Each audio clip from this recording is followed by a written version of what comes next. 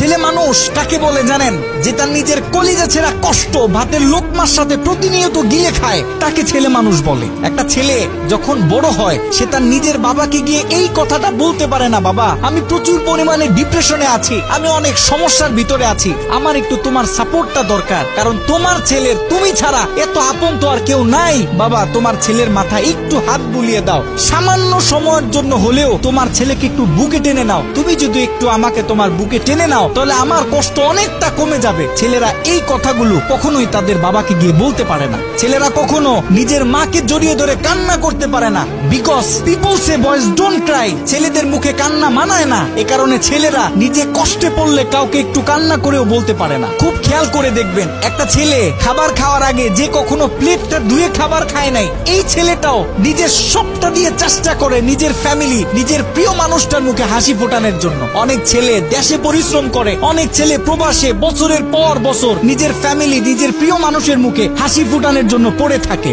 দিন শেষে ছেলেদের মুখে হাসি ফোটানোর মতো কাউকে পাওয়া যায় না। আমি মনে করি boys are the best actor in the world. এই পৃথিবীতে ছেলেরা হচ্ছে সব থেকে বড় অভিনেতা, কারণ ছেলেরা নিজেদের বুকে হাজারো লক্ষ কষ্ট পুঁতে রেখেও মুখে হাসি নিয়ে চলে, কারণ সে জানে আজকে আমি যদি ভেঙে পড়ি তাহলে আমার পুরো ফ্যামিলিটা অস্তিত্বহীন হয়ে যাবে।